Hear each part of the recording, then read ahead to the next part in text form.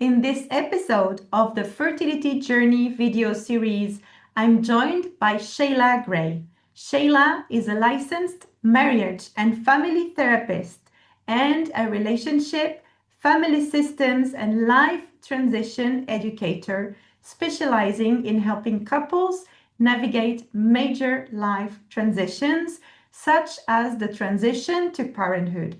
Her goal is to help strengthen relationships and provide support and education that includes both mothers and fathers, thus strengthening the family system.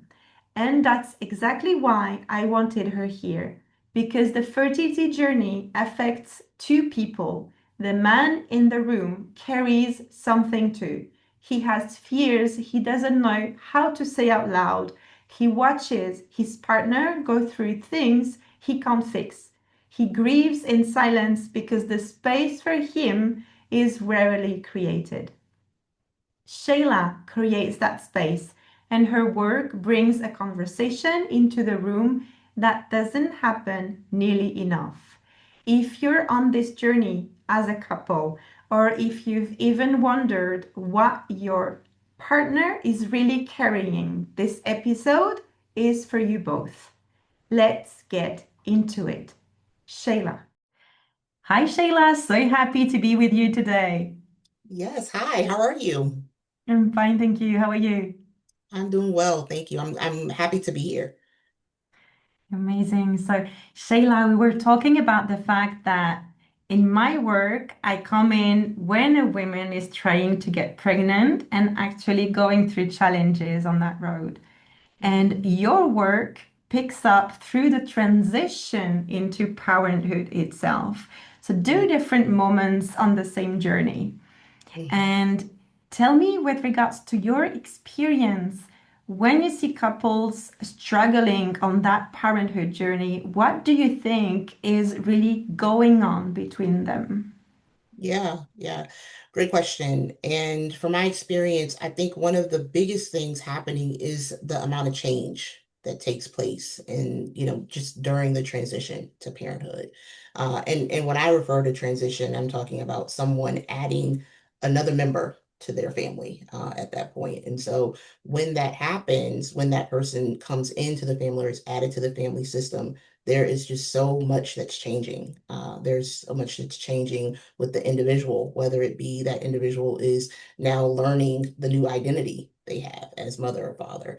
That person is adjusting to what it means to have another person in their family system, whether it being increased responsibilities, differences in schedule changes. All of these adjustments and changes are happening at one time. And I think it is often difficult for couples to really try and grab a hold to all these changes in a way that makes them feel connected and close with each other. And so that is probably the primary change that I see, or the primary struggle that I see during this transition. Amazing. And sometimes in session and working with these women, I know that there's a lot of fear coming up towards repeating what they've seen when they were children, like, oh, when I become a mom, am I going to repeat what I've seen? And also, I've seen that in men as well. Will I be the same father as I've had? And they're afraid of repeating those patterns. And sometimes that actually is impacting their fertility. How do you see that in your work? Like this emotional overload that that adult might have even before becoming a parent, and that maybe in your work you see coming up to the surface as they actually have now to deal with, a family instead of Mhm. just them and their spouse. Yeah. Yeah. That and I think usually that shows up in intergenerational patterns, right?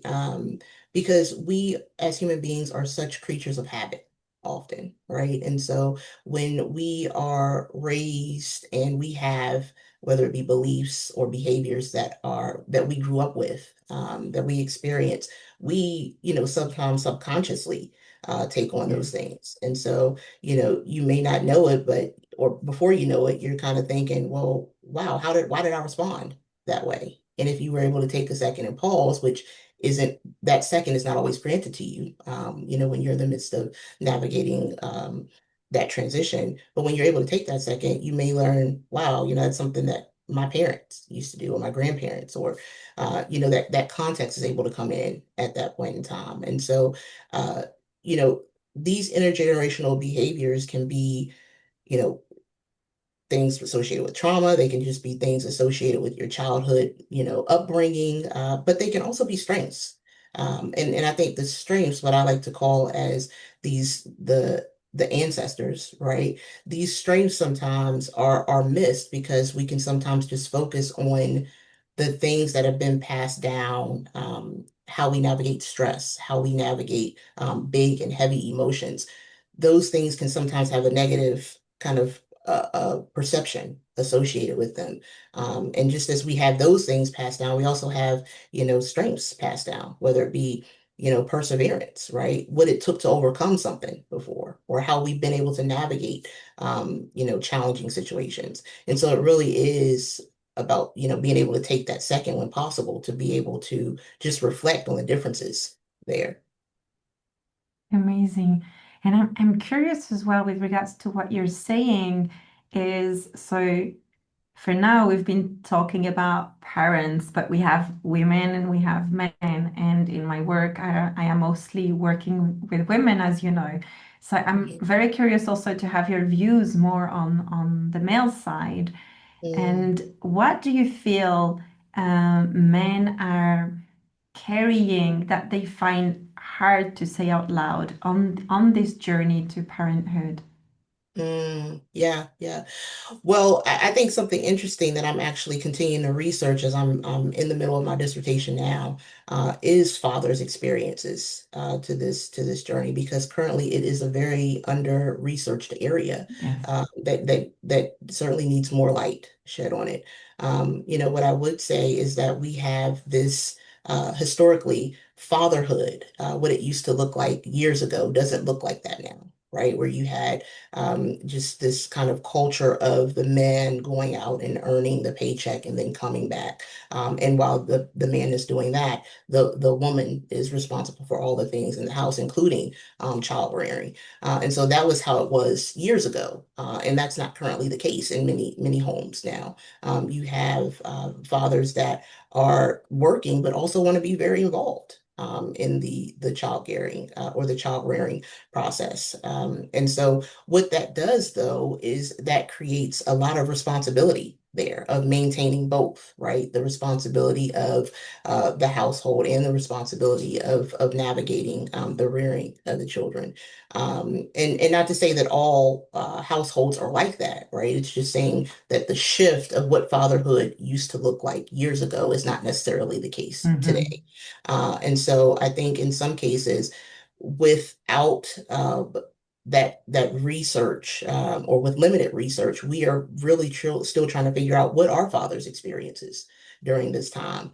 And what I have learned is that fathers navigate things differently than mothers, right? It's not saying that fathers have a lower level of stress or a lower level of adjustment during this time. It's just saying that it's different, right? And so what may show up for women or mothers as overwhelm or just being completely fatigued for fathers may show up in a different way, right? It may be maybe a pressure or a need to, continue to go or go as fast as you can to the point where he's withdrawn.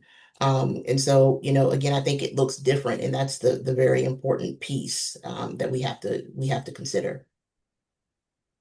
And that's very interesting because sometimes what I see is that women don't feel understood by their spouse. And on the journey that they are on with me, which is like several years of trying, sometimes fertility treatment, sometimes IVF for years and years and years in a row, then that starts to create distance. But I Mhm. understand that this distance also happened later on in your experience in this transition to parenthood. So I Right. think that your experience is so good into it's like you're future pacing what may happen later on Mhm. for them. So it's Mhm. like, what do you see create this misunderstanding maybe, or this distance between them when clearly they have the same intention, right? They are Mhm. most of the time, I would guess, they want to become, they have wanted to become parents, became parents. So there's a Mhm. clear goal within this family, but at the same time, there is this distance happening. So, like, for these people that see that distance happening while they are still trying to get pregnant, I would love you to have um, that insight, and tell us, what do you see it's creating that? Yeah. Yeah. Oh, Emery, can you hear me? We froze for a second. Am I back? Yes, yes, you are. You Awesome. can, Okay. yeah, So what's creating that distance is what I heard your question is. yes, Yeah, and so I think really what's creating it is the fact that we have a difference in experience that may not be completely understood on both sides. And so if it's not completely understood, then it can't be communicated. Right. I think that's one piece of it. And so when I say that, meaning if mothers and fathers have different experiences, and maybe each partner doesn't necessarily know how those experiences are different, then they can't then communicate it to their partner. They can't communicate what they need. They can't communicate how they're feeling in a way that is, I'm going to use the word productive, because that's sometimes what happens when it becomes unproductive if things get into a back and forth and conflict happens, right? mm-hmm. So being able to understand what the differences are from each perspective, and then figuring out how to communicate it in a way that they can hear it, that's not triggering, that's not requiring the other person to shut down, but really puts them in a place where they're able to acknowledge and then say, okay, how can we work together to get through this? I think that's one part of it. The next part of it, I think, is really as a society, we haven't always created a space for men to be open with how they're Yes, feeling and what they're needing, particularly in this particular transition, right? If you are preparing for a pregnancy, if you are preparing for that journey, whether it be you are actively pregnant or maybe you're going through IVF and you are trying to get pregnant, during those specific areas, most generally the focus is on the the mother or the woman yeah. and conceiving, and then once she's conceived, it's the mother and the child. Uh, it's very rare that the father is included in that image, and so um, that can then create some issues because the father's still a part of the family system, right? And so if the spotlight is here, and then you have the father kind of outside, what's happening at that point? We have data that's not being collected in terms of what he's needing, how can he show up differently? And so I think that, that also plays a role in it as well. Amazing. And Shayla, I'm curious to take you a bit further, because as most of the people that will be watching us are women, and you have experience with couples. Tell me what you feel is usually misunderstood. Um, what do you see women usually misunderstand about their partner? Yeah, Like, what that's are good. the things that come back and come back in the sessions that you have with couples? Yeah, yeah. It's such and I'm smiling because it's so many answers that could go into this particular question. But I would say the biggest thing is that sometimes the responses that women may receive from their partner or their male partners may be, oh, well, he doesn't care. Or, it's just, he just gets so upset. And then sometimes that can turn into he doesn't care. Right. When in all actuality, it's quite the opposite, right? Because that that shutdown or that withdrawal or that what may be perceived as anger, that is an emotion, right? And that is him, Yeah. him showing that he cares, but it goes back into how that's being perceived again. And so if it's being perceived in a way that he doesn't care, then that's going to then cause somebody to get on their defense. And then when you have one person come in defensive and the other person is trying to show they care, but they're not being heard, then you got two people on the defense, and then that then leads to conflict, oftentimes. And so, I think it's really important. I referenced the slow down when possible. Recognizing that any response is a response, and so the goal really is to try to figure out how can we meet each other in a space where these responses can be interpreted as a willingness for them to communicate and not as a trigger. Not making an assumption there.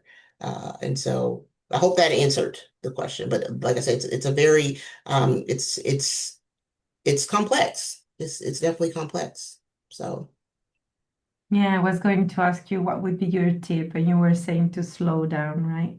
yeah. What I see sometimes when I speak to the couple is that those the struggles that they mostly have are really in terms of communication. So it's really similar to what you're saying.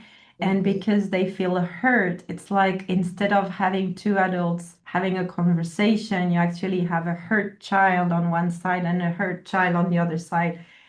trying to talk, but they're not talking. They're just, throwing things, Hmm. and the thing is that when you slow down, you actually start to listen to what you're saying in a different way. So I guess that's a really good tip to give. Do Yeah. you have anything else that you would recommend couples when they start to see that something is getting tricky within the relationship and it's actually impacting the family as a whole? Hmm. Yeah, so I think this the slowdown piece is very important because what that allows you to do is really to be more in tune with yourself and what you Mm-hmm. need in that time.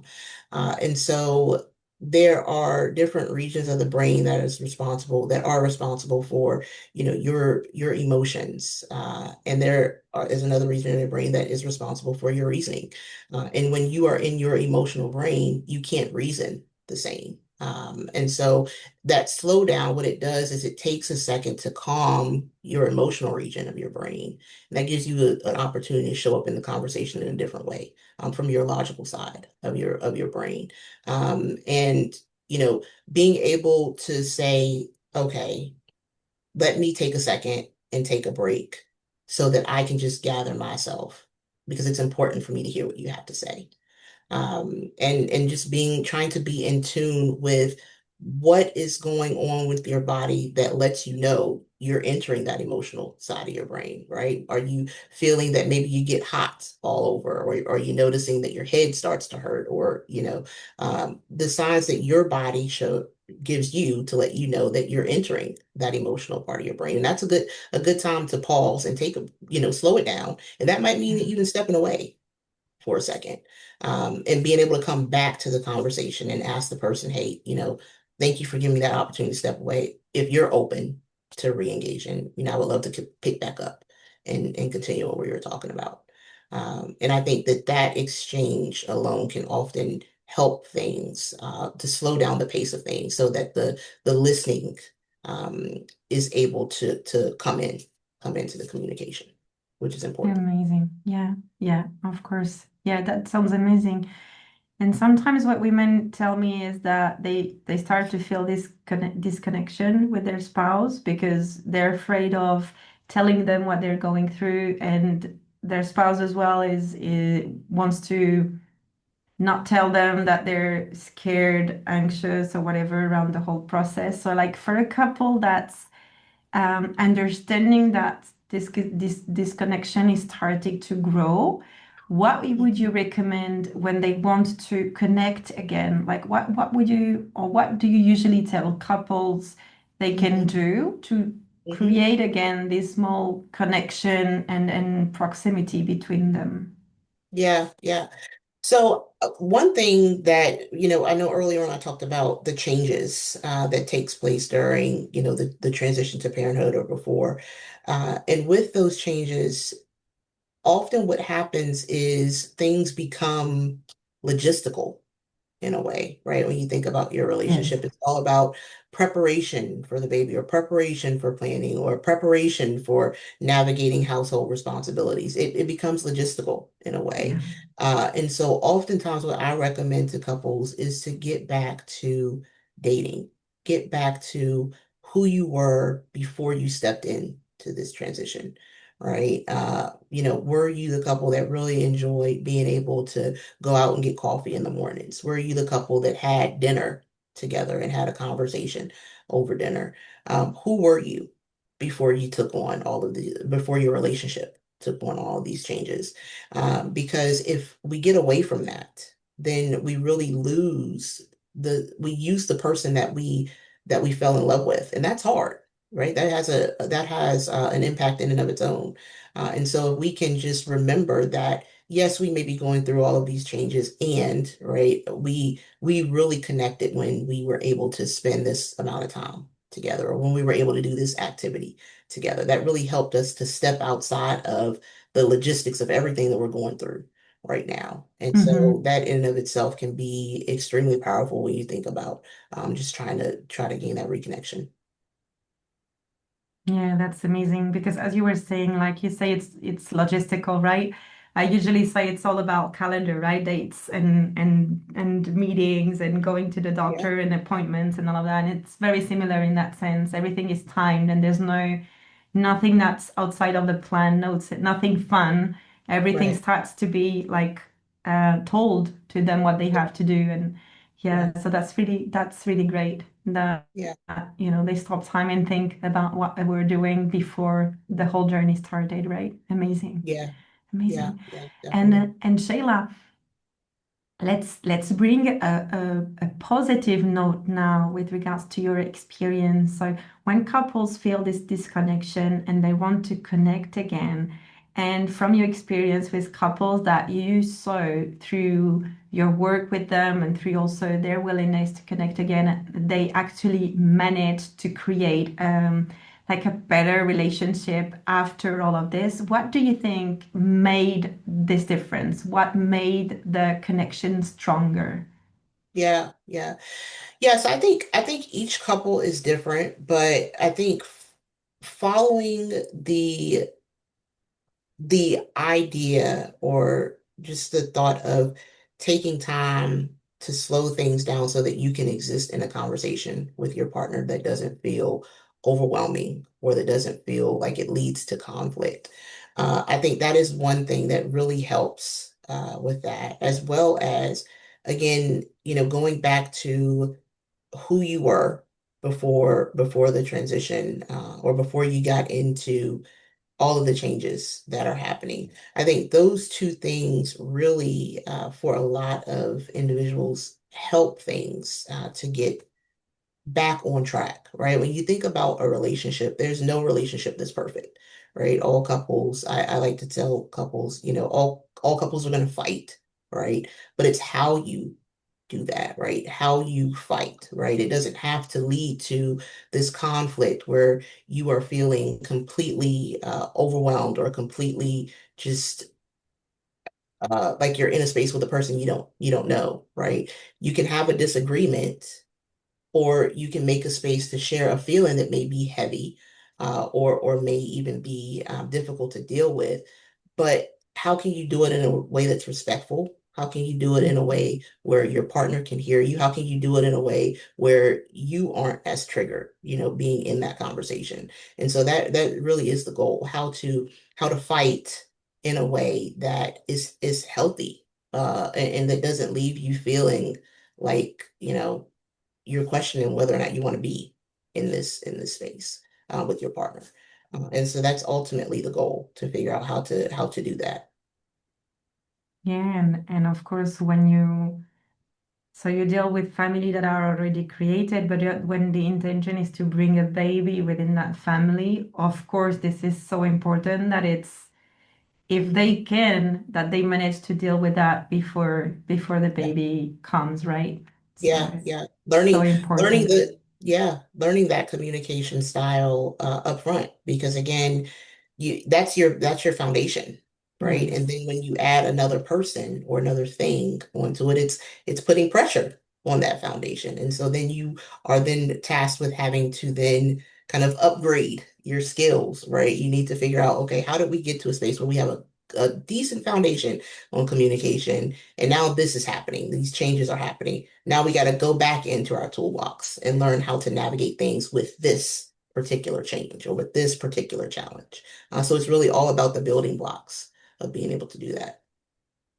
Yeah, and I feel how important it is because there's a few women that come to me really asking for help Hmm. for that not to happen because they are Yeah, very scared of the mother that they might be if they don't work on all of this beforehand. So I see yeah, how important that is in yeah, terms of if you have the opportunity to look at that before, right, then right. it Yeah, prevents the baby or the child to have to deal with what it's not even theirs, right? yeah, yeah.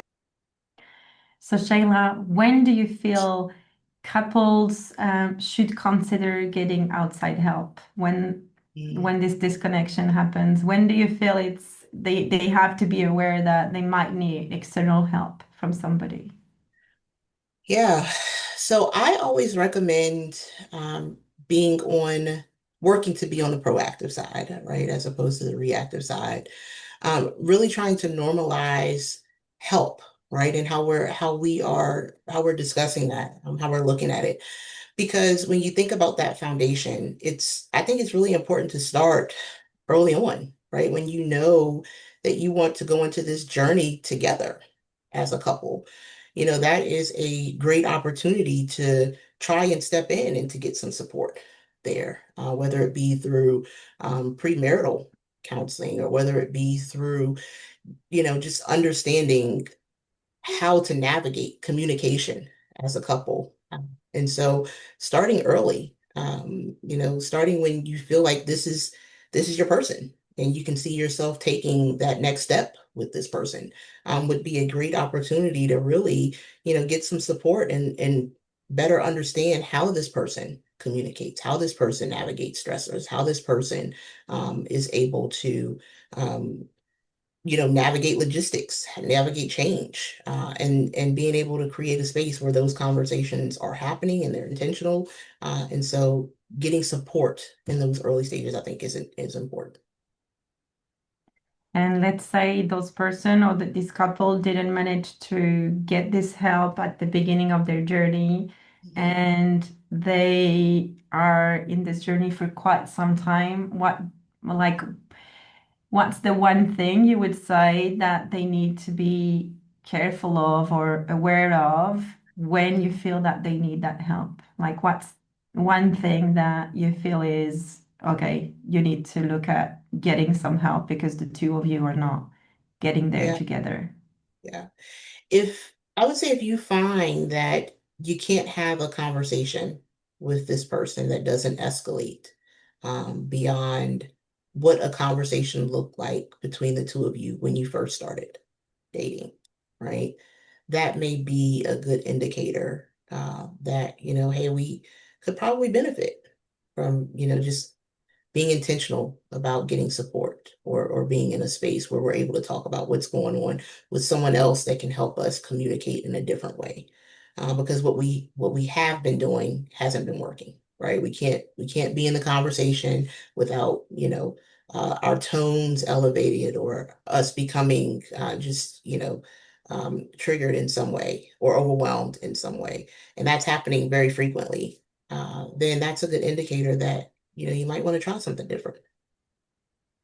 And what I see as well, it's sometimes it's not the escalation, it's the silence. Like from what I hear from women is more into no communication than too much communication in that sense. Like there's a lot of silence. Like I'm not even asking the question anymore. I'm not asking how they feel anymore because I know I'm not going to get the answer. I'm going to get something basic and it's not what I want to hear.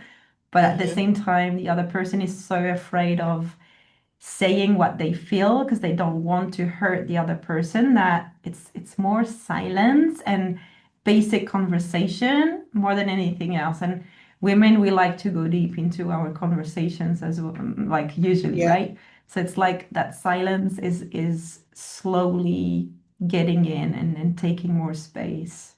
yeah, yeah.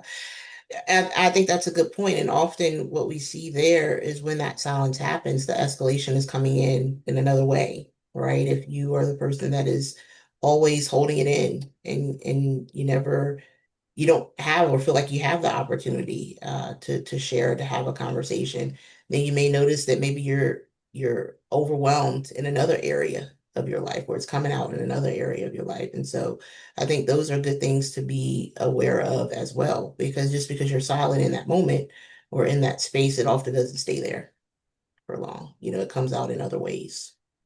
Amazing. That's a good way for them to try and find and observe what's happening with themselves at home, right? Right. And I have one last question, Shayla, before we end this beautiful conversation. And it's, what do you wish more women knew about their partner during those transition times, during these challenges in life? Mm, yeah. I would say I think it would be helpful for more women to know that, during this transition, women go through a lot. We experience a lot. And men also experience a lot, right? And so, again, we know that it's different, but the weight, the heaviness of it can there's similarities in it, right? If you're holding a 20-pound bag of sugar or a 20-pound rock, right? They're both 20 pounds. It's just different, right? It may be different in the shape or different in how it was formed, or it's different, but the weight is still the weight. And so I think that that is what I would just encourage more women to just see, to be able to be open, be open to. I think it's important. Amazing. And as we close our conversation, anything else from everything we shared that you feel might be missing that you would like to tell these women that are watching us, Shella? Yeah, yeah. I think just giving yourself grace through it all. I think again, it's the amount of changes that happen during this time. It's so much. It's so much to deal with, and there's no such thing as perfect, right? Yeah. And so we have to remind ourselves of that, and we have to give ourselves grace when we can, to not get it right all the time, and not to not expect our partner to get it right all the time. And so giving grace when possible is also just something I invite you to think about. And that's a beautiful note to close. Thank you so much, Shayla, for this conversation, for sharing your experience with regards to couples, and also that male side that you've been studying quite a lot and writing on, right? Thank you so Mhm. much. So that couples have this bit of a view of different observation of where they are and how they can be more open into conversation with their partner. And maybe that's a conversation also that the women that will be watching us can share with their partner, so that they also have that view on what might be happening in their couple. Thank you so much. Of course, of course. Thank you for having me.